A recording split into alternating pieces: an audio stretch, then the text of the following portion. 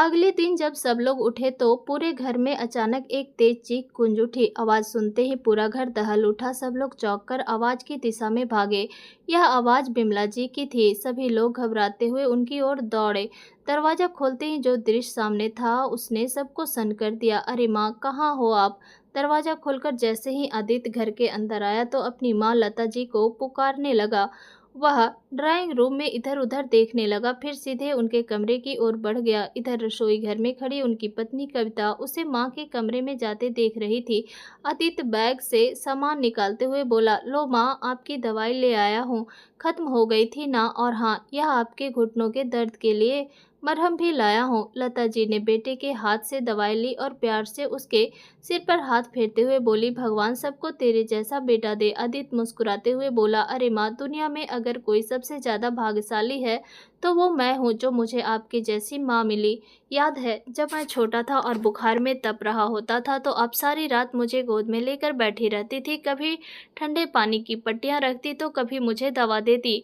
मेरे जिद करने पर अपनी बाहों का झूला बनाकर मुझे झुलाती थी। आदित्य एक्टिंग करते हुए दिखाने लगा कि कैसे माँ उसे झूला झुलाती थी। लता जी हंस पड़ी। तभी कविता, जो दरवाजे पर खड़ी यह सब देख रही थी, हाथ कमर पर रखकर तानों की गोलियां दागते हुए बोली, वाह, माँ के पास बैठने के लिए आपके पास समय है। उनके साथ बचपन की यादें ताजा की जा रही है, लेकिन पत्नी से बात करने तक की फुर्सत नहीं।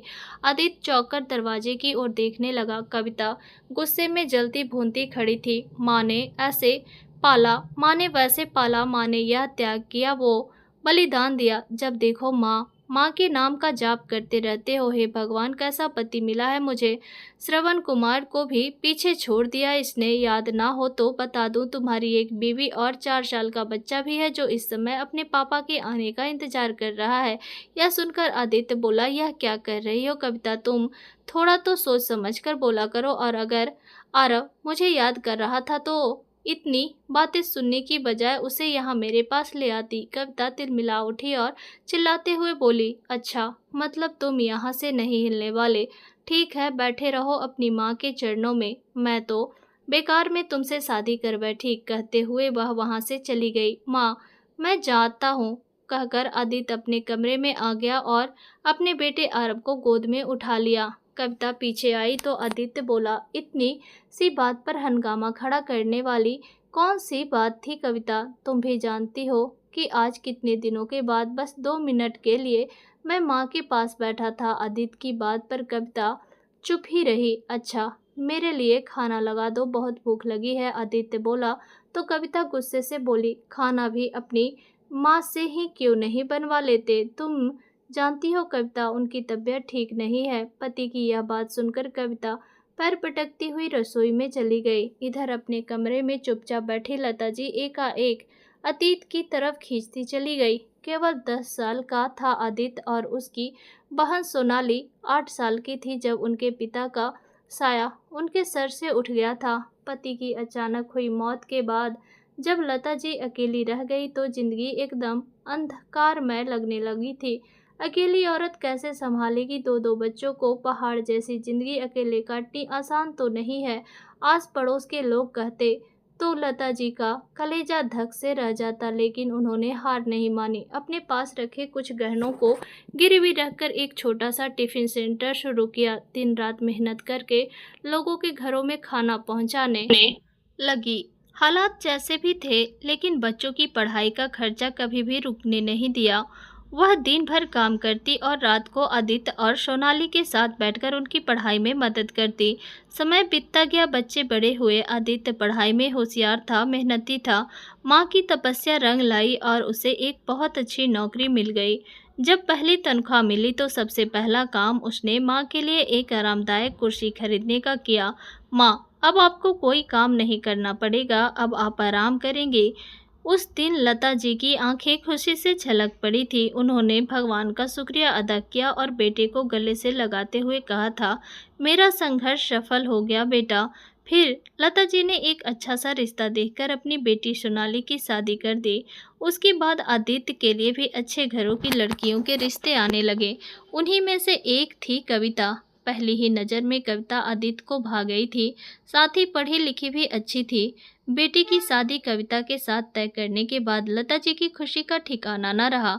उन्होंने सोचा था कि अब घर में बहू आएगी तो घर में रौनक हो जाएगी। उन्होंने कविता को बेटी की तरह अपनाने का सपना देखा था, लेकिन कविता के कदम इस घर में पड़ते ही लता जी को एहसास होने लगा था कि उनके सपने और हकीकत में बहुत फर्क था। कविता को अपनी प्राइवेसी में किसी की दखलंदाजी पसंद नहीं थी, ना ही सास की और ना ही ननद की।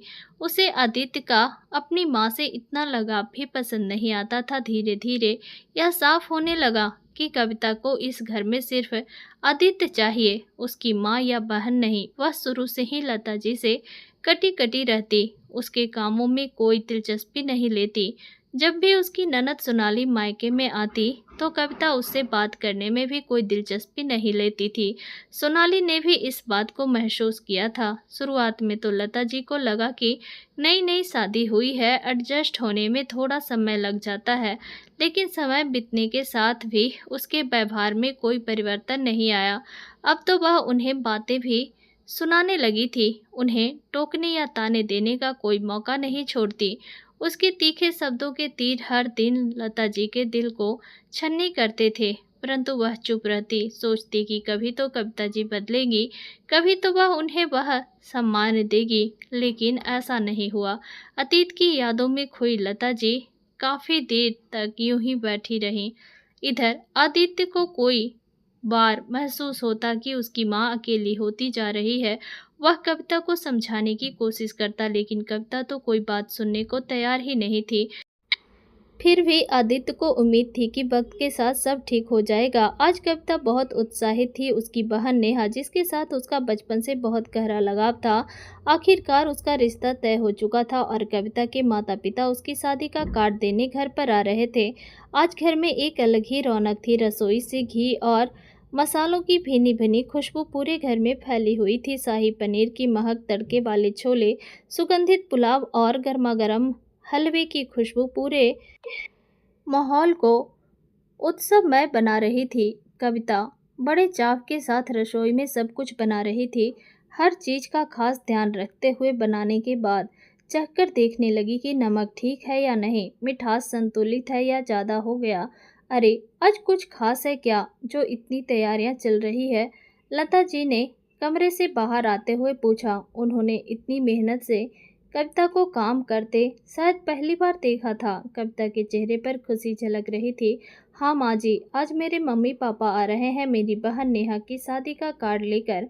लता जी हल्का सा मुस्कुराई। बहू के इस उत्साह को देखकर अच्छा लगा, लेकिन साथ ही साथ कहीं भीतर एक टिश भी उठी। कुछ ही देर में कविता के माता पिता घर आ पहुँचे।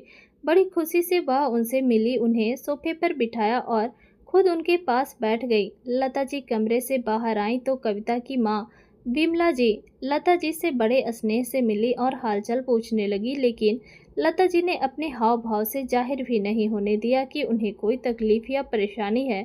फिर कविता अपने माता पिता की पसंद और नापसंद का ध्यान रखते हुए बड़े स्नेह से उन्हें भोजन परोसने लगी। लता जी चुपचाप इस दृश्य को देख रही थी। कविता के चेहरे पर उत्साह, आंखों में चमक और हर शब्द में मिठास थी।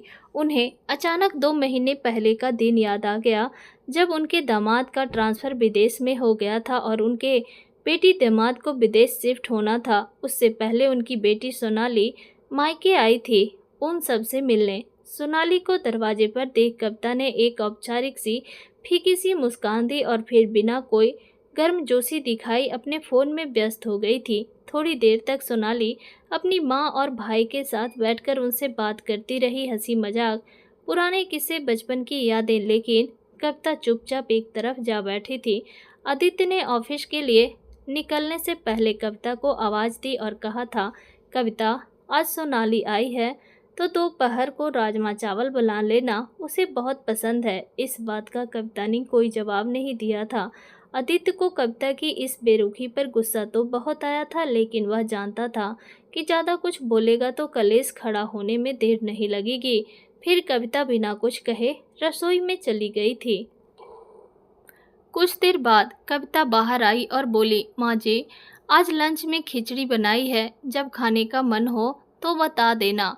लता जी ने चौंक कर कहा था, अरे लेकिन बेटा, सोनाली आई है, राजमा चावल बना लेती, उसे बहुत पसंद है। कविता ने उबाऊ चेहरे के साथ जवाब दिया, माँ जी मेरे तो सिर दर्द हो रहा है और वैसे भी पूरा दिन घर संभालती हूँ, बच्चे को देखती हूँ और अब जरा सा टाइम आराम करने का सोचा तो आप लोगों की फरमाइश शुरू हो गई। लता जी के चेहरे की मुस्कान फीकी पड़ गई थी तो सोनाली का चेहरा भी एकदम उतर गया था। माँ रहने दो, भूख नहीं है मुझे, बुझे मन से वह बोली। उन्होंने एक नज़र सोनाली की ओर देखा जो जबरन मुस्कुरा रही थी, लेकिन उसकी आंखों में कसक साफ झलक रही थी। आज वह दृश्य याद करके अन्यासा ही लता जी की आंखें भर आई। आज वही कविता अपने माता पिता के लिए इतना प्यार जता रही थी, उनकी पसंद के हर व्यंजन बना रही थी, उन्हें हाथ से खाना परोस रही थी, लेकिन उन्होंने कुछ नहीं कहा। दिल में उठे तूफान को दबाते हुए एक भीगी सी मुस्कान ओढ़ ली और चुपचाप अपने कमरे में लौट गई। घर में रौनक थी, हर रोज शॉपिंग के प्लान बन रहे थे।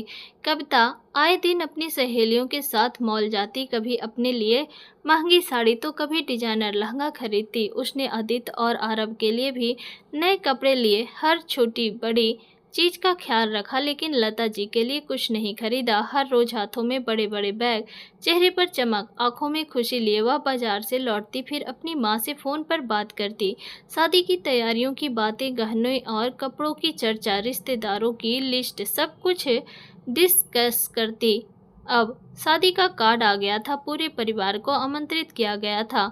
कविता ने कार्ड लहराते हुए उत्साह से कहा, आदित्य प्लीज शादी के लिए छुट्टी ले लो, शादी को सिर्फ 15 दिन बचे हैं, हमें पूरे हफ्ते वहां रहना है। यह सुनकर आदित्य चुप रह गया।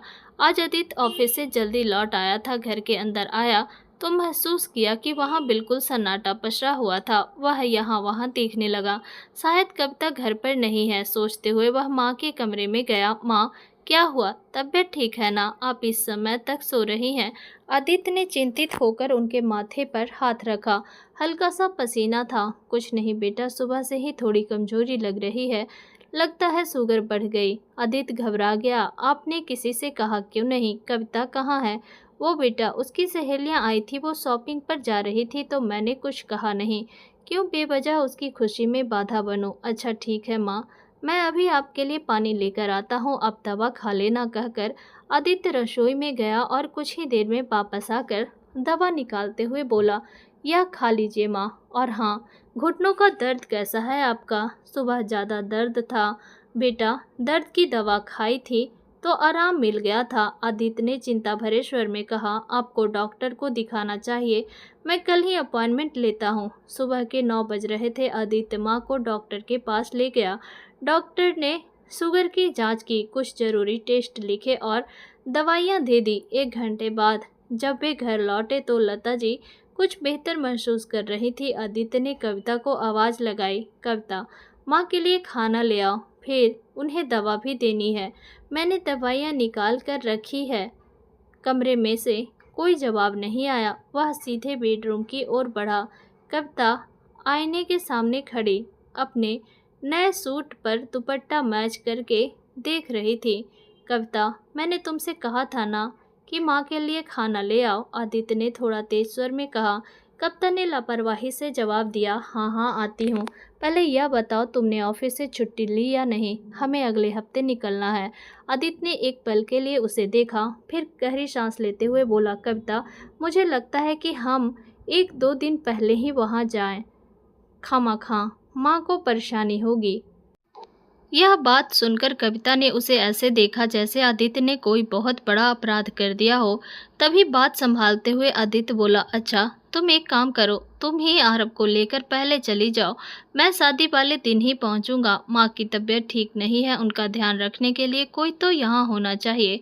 कविता भड़क उठी, क्या तुम मेरी बहन की शादी पर नहीं चलोगे सिर्फ इसलिए कि माँ जी की तबीयत थोड़ी सी खराब है? आदित्य, सब लोग क्या सोचेंगे? आदित्य ने संयम रखते हुए कहा, मैं मना नहीं कर रहा हूँ कविता, मैं शादी वाले दिन पहुँच जाऊँगा।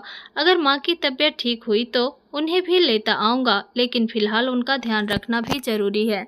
डॉक्टर ने कहा है कि उन्हें आराम चाहिए। आदित्य अपनी गाड़ी की चाबी उठाकर ऑफिस के लिए निकल गया। कविता अब भी गुस्से से उसे जाते हुए देख रही थी।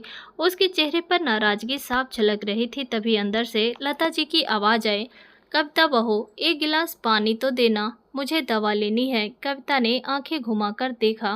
पहले ही उसका मूड खराब था और अब यह नई फरमाइश। उसने झटके से पानी का गिलास भरा और कमरे में धड़कते हुए बोली।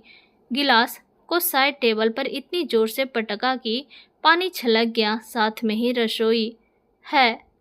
उठकर एक गिलास पानी तक नहीं उठा सकती आप? लता जी ने उसकी ओर देखा और बोली, आज घुटनों में बहुत ज़्यादा दर्द था, नहीं तो मैं खुद ही उठ जाती। कविता वहीं खड़ी रही, उनकी भौहें तनी हुई थी। फिर अपनी बातों के बांध छोड़ते हुए बोली, वैसे मुझे एक बात बताइए, आप यह सब नाटक इसलिए कर रही हैं ना ताकि मैं आदित्य के साथ मायके ना जा सकूं? सब समझती हूँ मैं, पर न कुछ दिन पहले तो बिल्कुल ठीक ठाक थी आप। लता जी का दिल जैसे धक से रह गया। यह क्या कह रही हो बहू? हाँ, वही कह रही हूँ जो सच है। आप चाहती हैं कि मैं यहीं पड़ी रहूं और बस दिन रात आपकी सेवा करती रहूं? नहीं बहू, ऐसी बात नहीं है। मेरी तबीयत सच में ठीक नहीं थी। तुम आदित्य के साथ शादी में आराम से जाओ। मैं आज आदित्य से बात कर लूँगी। उसे कहूँगी कि मैं अब बेहतर महसूस कर रही हूँ। अब बुढ़ापे में तो यह सब लगा ही रहता है। वाह, क्या खूब नाटक करती हैं आप। मेरा सारा प्लान बिगाड़ कर अब ऐसे दिखा रही हैं जैसे आपका कोई कसूर था ही नहीं। बहू की बात सुनकर लता जी हैरानी भरी नज़रों से उसकी ओर देखने लगी, लेकिन कविता को इससे कोई फर्क नहीं पड़ा। वह पैर पटकती हुई बाहर निकल गई। लता जी ने दवा निकालकर पानी का गिलास उठाया और धीरे धीरे घूंट भरने लगी। शाम को ऑफिस से आते ही आदित्य माँ के पास आया। माँ, अब तबीयत कैसी है? हमेशा की तरह उसने पूछा। लता जी हल्के से मुस्कुराई। अब ठीक हूँ बेटा, बस थोड़ी कमजोरी रह गई है और वैसे भी यह सब तो इस उम्र में लगा ही रहता है। अच्छा बेटा, एक बात कहनी थी तुमसे। हाँ माँ, कहिए। बेटा, मुझे लगता है कि तुम्हें बहू के साथ उसके मायके जाना चाहिए। आदित्य ने गहरी सांस ली। नहीं माँ, आपकी तबीयत ठीक नहीं है और मैं आपको इस हाल में अकेला छोड़कर नहीं जा सकता। अरे बेटा, समझने की कोशिश करो। यह बीमारियां तो आती जाती रहती हैं। इसका मतलब यह नहीं कि तुम मेरे पीछे अपना प्लान कैंसिल कर दो। तुम्हें कविता के साथ जाना चाहिए, उसकी खुशी में शामिल होना चाहिए। यह बात सुनकर कविता भी वहाँ आ गई। यही तो मैं इन्हें समझाने की कोशिश कर रही हूँ। ऐसे मौके बार बार तो नहीं आते ना, लेकिन मानते कहाँ हैं ये। मेरी बहन की शादी में अगर हम लोग ही पहले नहीं जाएंगे तो कितना बुरा लगेगा मेरे मायके वालों को। इस पर आदित्य बोला, तो ठीक है कविता, मैं तुम्हारे साथ तुम्हारे मायके चलने को तैयार हूँ। हम वहाँ पूरा एक हफ्ता रहेंगे। यह सुनते ही कविता का चेहरा खिल उठा। सच, मैं अभी पैकिंग कर लेती हूँ। कहते हुए जैसे ही वह बाहर जाने लगी, तभी आदित्य बोला, लेकिन कविता, मेरी पूरी बात तो सुन लो। अब क्या हुआ? कविता पीछे मुड़ी तो आदित्य ने कहा, मैं माँ को भी साथ लेकर चलूँगा। अचानक कमरे में सन्नाटा छा गया। अभी अभी खुशी से दमक रहा कविता का चेहरा अचानक बुझ गया। उसने हैरत भरी निगाहों से आदित्य को देखा। क्या माँ भी? शब्द जैसे कंठ में ही अवरुद्ध हो गए। फिर बड़ी मुश्किल से बोली, लेकिन वो कहाँ? मेरा मतलब है तबीयत ठीक नहीं रहती ना उनकी। हाँ, इसलिए मैं उन्हें इस हालत में अकेला छोड़कर नहीं जाना चाहता, आदित्य ने स्पष्ट शब्दों में कहा। अब तक चुप बैठी लता जी यह सुनकर बोली, अरे नहीं बेटा, यह ठीक नहीं लगेगा। बहू के मायके में मैं कैसे रहने जा सकती हूँ? सब लोग क्या सोचेंगे? नहीं नहीं, मैं शादी वाले दिन आ जाऊंगी। पर आदित्य नहीं माना। उसने ठान लिया था, या तो अपनी माँ को लेकर जाऊंगा, नहीं तो शादी वाले दिन ही वहाँ पहुँचूंगा। कविता ने बुझे मन से अपनी पैकिंग शुरू कर दी। जब उसने अपनी खूबसूरत साड़ियाँ और गहने संभाले तो मन ही मन कुढ़ रही थी, लेकिन आदित्य के सामने अब कोई तकरार करने का मतलब नहीं था, इसलिए चुपचाप सारा सामान समेट लिया। अगले 2 दिन आदित्य भी अपने ऑफिस के काम निपटाने में लगा रहा। फिर जिस दिन कविता के मायके में माता की चौकी थी, उसी दिन वो सब निकल पड़े। सुबह का समय था। कविता ने सोचा था कि गाड़ी में बैठते ही आराम से सफ़र पूरा हो जाएगा, लेकिन उसकी उम्मीदों पर जल्द ही पानी फिर गया।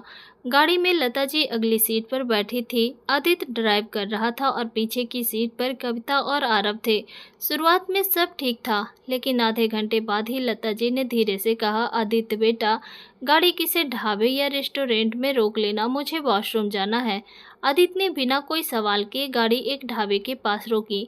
कविता ने नाक सिकोड़कर घड़ी देखी, अभी तो निकले ही थे।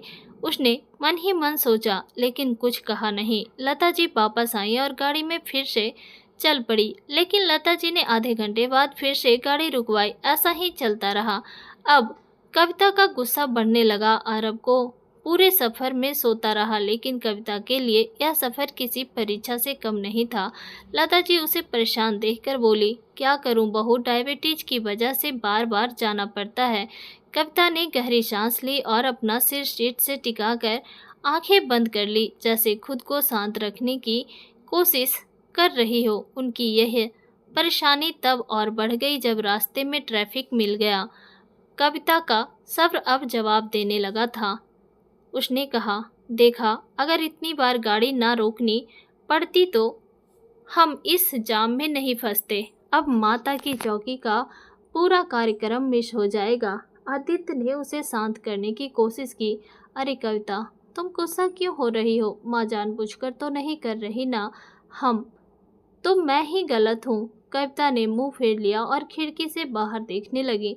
आखिरकार वे कविता के मायके पहुँचे, लेकिन तब तक माता की चौकी का आधे से ज़्यादा कार्यक्रम खत्म हो चुका था। कविता के माता पिता और भाई भाभी ने उन सबका स्वागत किया, लेकिन कविता के चेहरे की निराशा छिपाए नहीं छिप रही थी। आदित्य गाड़ी से सामान निकालकर अंदर रखने लगा तो कविता की माँ बिमला जी मुस्कुराकर लता जी से बोली, अरे बहुत देर कर दी आने में। इससे पहले कि लता जी कुछ बोलती कविता फट पड़ी, क्या बताऊं माँ, हर आधे घंटे बाद तो गाड़ी रुकवाई जा रही थी।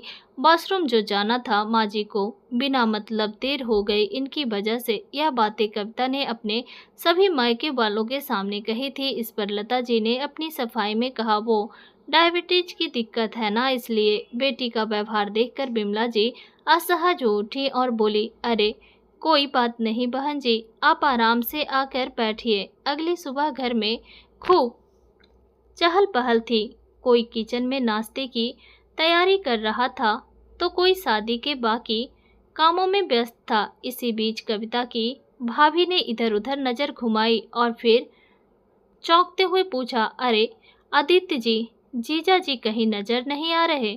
कविता, जो पहले से ही चिड़चिड़ी हो रही थी, खींचते हुए बोली, अरे कहाँ होंगे, बैठे हैं अपनी माँ के पास, उनके चरणों में, उनके घुटनों की मालिश करते हुए। उन्हें तो बस अपनी माँ चाहिए, मेरी परवाह ही कहाँ है इनको। और माँ जी भी जब देखो घुटनों के दर्द का बहाना बनाकर बैठ जाती है। उसका तंज भरा स्वर सुनकर उसकी भाभी थोड़ा ठहर गई। तभी बिमला जी आई और उसे समझाते हुए एक मुस्कान के साथ बोली, ऐसी बात नहीं है कि दामाद जी तुम्हें प्राथमिकता नहीं देते। अगर ऐसा होता तो हफ्ते भर की छुट्टी लेकर अपना काम छोड़कर तुम्हारे साथ ना आते। कविता उनकी बात सुनकर चुप हो गई, लेकिन उनके चेहरे पर नाराजगी अब भी झलक रही थी। इसी दौरान कविता का भाई किसी जरूरी काम से बाहर जा रहा था। जाते जाते उसने आदित्य से कहा, जीजा जी चलिए ना, जरा बाजार तक जाना है, साथ हो लेंगे तो बढ़िया रहेगा। आदित्य उसके साथ निकल गया और लता जी धीरे धीरे चलकर बाहर आ गई और बरामदे में पड़ी कुर्सी पर आराम से बैठ गई। उनके चेहरे पर सफर की थकान दिखाई दे रही थी, मगर फिर भी वह सबकी खुशी में शामिल हो रही थी। तबीयत ठीक ना होते हुए भी उनकी पूरी कोशिश थी कि उनकी वजह से किसी को कोई परेशानी ना हो। तभी कविता की एक कजिन ने उन्हें देखा और उनके पास आकर बोली, आंटी जी आप ठीक तो हैं? लता जी ने हल्की मुस्कान के साथ जवाब दिया, बस बेटा, बीमारियां तो चलती रहती हैं, लेकिन फिर भी ईश्वर की कृपा है। अभी उनकी बात पूरी भी नहीं हुई थी कि कविता ने व्यंग से कहा, अरे इस उम्र में घर का काम तो होता नहीं है इनसे, लेकिन शादी में आने के लिए ज़रूर तैयार हो गई। कविता की इस बात पर वहाँ खड़ी उसकी कुछ कजिन हंस पड़ी। कविता ने मजाक को और बढ़ाते हुए कहा, सच में माँ जी को तो सफ़र करना भारी पड़ गया। रास्ते भर हम लोग वॉशरूम ही ढूंढते रह गए। हर आधे घंटे बाद गाड़ी रोकने का फरमान आ जाता था। सफ़र कर नहीं सकती थी तो घर पर ही रहना चाहिए था ना। यह सुनकर कविता के आसपास खड़े लोग फिर हंस पड़े, लेकिन लता जी के चेहरे की मुस्कान एक पल में उड़ गई। उन्होंने जबरदस्ती अपनी भावनाओं को छिपाने की कोशिश की, लेकिन उनका चेहरा दर्द बयां कर रहा था। भीड़ में सबके चेहरे खिलखिला रहे थे, पर लता जी अंदर ही अंदर शर्मिंदगी से डूबी जा रही थी। दिन यूं ही बीतते जा रहे थे, लेकिन कविता के व्यवहार में कोई बदलाव नहीं आया। उसे अब भी यही लगता था कि सासू माँ के कारण उसके रंग में भंग पड़ गया है। अगर उसकी सास यहाँ ना होती तो शायद वह ज़्यादा मस्ती कर पाती, इसलिए हर रोज़ किसी न किसी बहाने वह अपनी सास को तंज कसने और चुभती हुई बातें कहने से नहीं चूकती थी। कभी सब लोगों के सामने सास की सूती साड़ी का मजाक बनाकर रख देती, तो कभी उनकी बीमारी का। इधर जब कविता अपनी बहन नेहा के साथ बाजार जाती तो उसकी माँ बिमला जी थोड़ा समय निकालकर अपनी समधन लता जी के पास बैठ जाती। आज भी ऐसा ही हुआ। बहन जी, आपका मन तो लग रहा है ना? बिमला जी ने पूछा। लता जी हल्की मुस्कान के साथ कहती, हाँ बहन जी, सब अच्छा है। उनकी आंखें उनकी मनोदशा को बयां करती थी, लेकिन मुंह से वह कुछ नहीं बोलती थी। आखिरकार शादी का दिन भी आ गया। पूरे घर में चहल पहल थी। बारात पहुंची, रस्में हुई और फिर दुल्हन की विदाई का समय भी आ गया। सबकी आंखें नम थी। बिमला जी और उनके पति ने अपनी बेटी को गले लगाया और विदा किया। अब शादी की थकान सब पर हावी होने लगी थी। कविता और आदित्य ने सोचा कि एक दिन आराम कर लेंगे और फिर अगले दिन अपने घर लौटेंगे। रात हो चुकी थी, सभी अपने अपने कमरों में सोने चले गए। अगले दिन जब सब लोग उठे तो पूरे घर में अचानक एक तेज चीख गूंज उठी। आवाज़ सुनते ही पूरा घर दहल उठा। सब लोग चौंक कर आवाज़ की दिशा में भागे। यह आवाज़ बिमला जी की थी। सभी लोग घबराते हुए उनकी ओर दौड़े। दरवाज़ा खोलते ही जो दृश्य सामने था उसने सबको सन्न कर दिया। बिमला जी ज़मीन पर गिरी हुई थी और दर्द से कराह रही थी। उनकी चीख सुनकर पूरा घर दौड़ पड़ा। कविता जी के भाई और भाभी ने तो तुरंत उन्हें उठाने की कोशिश की, लेकिन उनकी तकलीफ इतनी ज़्यादा थी कि हल्की सी हरकत पर भी वह तड़प उठती। माँ, क्या हुआ? कहीं चोट लगी है क्या? कविता घबराई हुई थी। बिमला जी ने दर्द से आंखें बंद कर ली। उनके चेहरे पर पीड़ा साफ झलक रही थी। जल्द से गाड़ी निकाली गई और सबने मिलकर उन्हें किसी तरह सहारा देकर कार में बिठाया। कविता के भाई भाभी उन्हें अस्पताल ले गए। कविता भी माँ की हालत देखकर परेशान थी। जब वे लोग घर लौटे तो कविता ने पूछा, क्या कहा डॉक्टर ने? सब ठीक तो है? तो उनका भाई बोला, गिरने की वजह से मांसपेशियों में तेज खिंचाव आ गया है, जिससे बहुत दर्द हो रहा है। डॉक्टर ने कहा है कि उन्हें आराम की ज़रूरत है। यह बात सुनकर कविता ने राहत की सांस ली। कम से कम कोई बड़ी चोट तो नहीं आई थी। घर लौटते ही बिमला जी को बिस्तर पर लिटा दिया गया। अब कविता असमंजस में थी। आदित्य की छुट्टियां खत्म हो चुकी थी और उन्हें वापस लौटना था, लेकिन कविता का मन अपनी माँ को इस हालत में छोड़ने का नहीं कर रहा था। आदित्य, मैं अभी माँ को इस हाल में छोड़कर नहीं जा सकती। मैं कुछ दिन और रुक जाती हूँ। आदित्य ने एक पल सोचा और फिर सिर हिलाते हुए बोला, ठीक है, तुम ध्यान रखना, माँ को कोई तकलीफ ना हो। मैं माँ जी को लेकर वापस जा रहा हूँ। वहाँ ऑफिस भी ज्वाइन करना है। जब यहाँ सब ठीक हो जाएगा तो तुम भी आ जाना।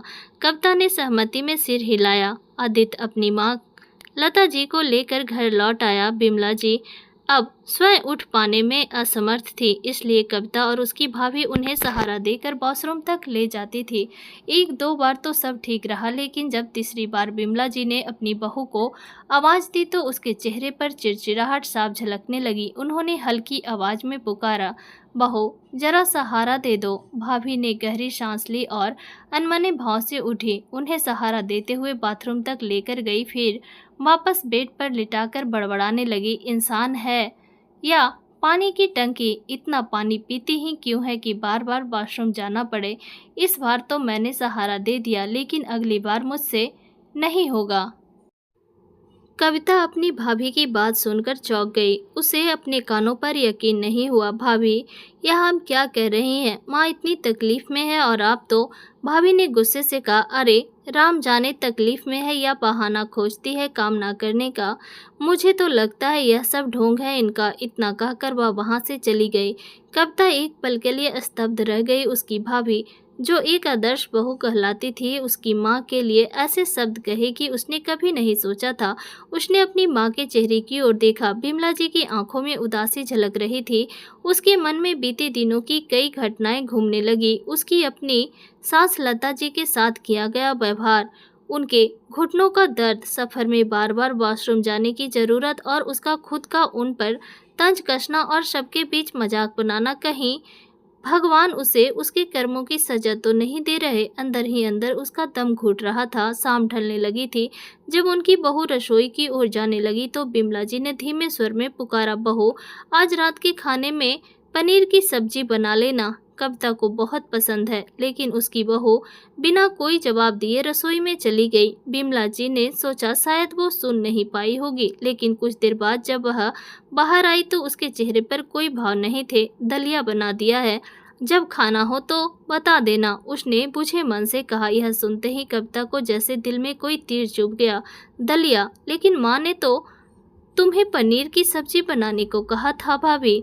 इस पर उसकी भाभी झुंझलाते हुए बोली, माँ तो बैठे बैठे बस ऑर्डर देना जानती है। मैं सारा दिन घर का काम भी करूं, बच्चों को भी संभालूं और फिर आपकी और आपकी माँ की फरमाइश भी पूरी करती रहूं। मुझे भी थोड़ी देर आराम करने का हक है या नहीं? वैसे भी इतने दिनों से शादी में पनीर की सब्जी खा खा कर थकी नहीं थी आप, जो आज भी चटोरापन जाग उठा। इतना कहकर वह गुस्से से वहां से चली गई। कविता के हाथ से पानी का गिलास छूटते छूटते बजा। वह चुपचाप खड़ी रह गई। उसके मानस पटल पर सहसा वही दृश्य उभर जब उसने अपनी ननद नेहा के आने पर खिचड़ी बनाकर रख दी थी, साथ ही साथ दो बातें भी सुना दी थी। आज जब वही शब्द उसे और उसकी माँ को सुनने पड़े तो उसे एहसास हुआ कि जब अपनी कही बात ठुकराई जाती है तो कैसा महसूस होता है। रात होने लगी थी, लेकिन कविता के मन में उथल पुथल मची हुई थी। दिन भर की घटनाएं उसे बेचैन कर रही थी। अपनी माँ की परेशानी उसे देखी नहीं जा रही थी। बस अब बहुत हुआ। भाभी का यह व्यवहार बर्दाश्त नहीं करूंगी मैं। भाई आएंगे तो सारी शिकायत करूंगी, उसने मन ही मन ठान लिया। कुछ देर बाद जब उसका भाई आरव घर लौटा तो कविता तुरंत उसके पास पहुंची। भैया, पता है आज भाभी ने क्या किया? उसकी आवाज़ में गुस्सा था। माँ को सहारा देकर बाथरूम तक ले जाने से मना कर दिया। कहती हैं माँ बहाना करती हैं। इतना तक कहा कि माँ तो पानी की टंकी है जो बार बार वॉशरूम जाती है। वह उम्मीद कर रही थी कि यह सुनकर उसके भाई का खून खौल उठेगा। वह गुस्से से उबल पड़ेगा और अपनी पत्नी को चीखकर दो तमाचे लगाकर बोलेगा, तेरी हिम्मत कैसे हुई मेरी माँ को यह सब कहने की? कविता को भाई के रिएक्शन का इंतजार था, लेकिन उसके भाई के चेहरे पर कोई खास भाव नहीं था, बल्कि उसने ठंडे स्वर में कहा, तो क्या गलत कहा तेरी भाभी ने? कविता हस्तप्रभा रह गई। भैया आप भी? आप तो माँ का इतना ध्यान रखते थे। अब अचानक उसका भाई गहरी सांस लेते हुए बोला, कविता, माँ तो बिस्तर पकड़कर लेटी है। तेरी भाभी पूरे घर का काम कर रही है, बच्चों को संभाल रही है और फिर माँ की देखभाल भी। क्या यह सब आसान है? लेकिन भैया, तुम माँ के बारे में यह सब बोल रहे हो जिन्होंने तुम्हें जन्म दिया, पाला पोसा, उनका ध्यान रखा। तुम्हारा फर्ज है उनकी तकलीफ को। तुम नहीं समझोगे तो कौन समझेगा? कविता की आवाज़ तेज हो गई थी। अभी कविता यह सब बोल रही थी कि तभी उसके गाल पर एक जोर तमाचा पड़ा। वह अवाक खड़ी रह गई, लेकिन तब तो उसकी हैरानी का ठिकाना न रहा जब उसने देखा कि तमाचा मारने वाला कौन है। सामने उसकी माँ बिमला जी खड़ी थी। माँ, आपने मुझे थप्पड़ मारा, पर क्यों? और आप तो बिल्कुल ठीक ठाक खड़ी हैं, तो यह सब क्या? कविता ने सवालों की झड़ी लगा दी। किसी के जवाब देने तक का इंतजार नहीं उससे हो पा रहा था। तभी बिमला जी बोली, वह सब नाटक था, एक सोचा समझा नाटक जिसे मैंने तेरे भाई और भाभी की मदद से रचा था, तुझे सबक सिखाने के लिए, तुझे तेरा ही असली चेहरा दिखाने के लिए।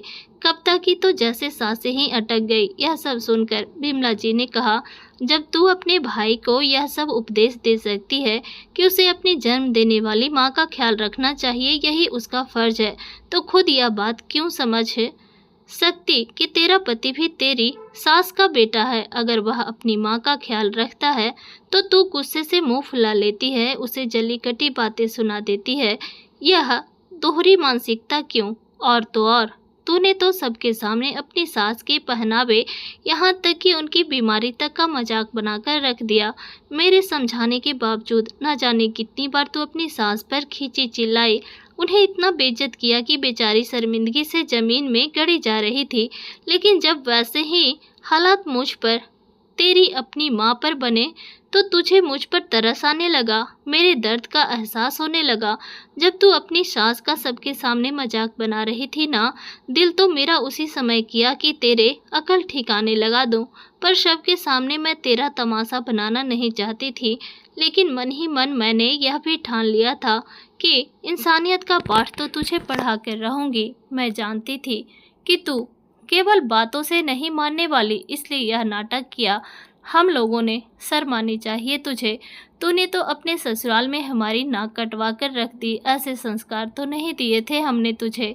एक और तू है जिसने कभी अपने ससुराल वालों को अपनाया ही नहीं, तो दूसरी ओर तेरी सास है जिसने तेरे इतने बुरे व्यवहार के बावजूद कभी हमारे सामने शिकायत तक भी नहीं की। एक बात हमेशा याद रखना बेटा, तेरा सम्मान तेरे ससुराल वालों के साथ जुड़ा हुआ है।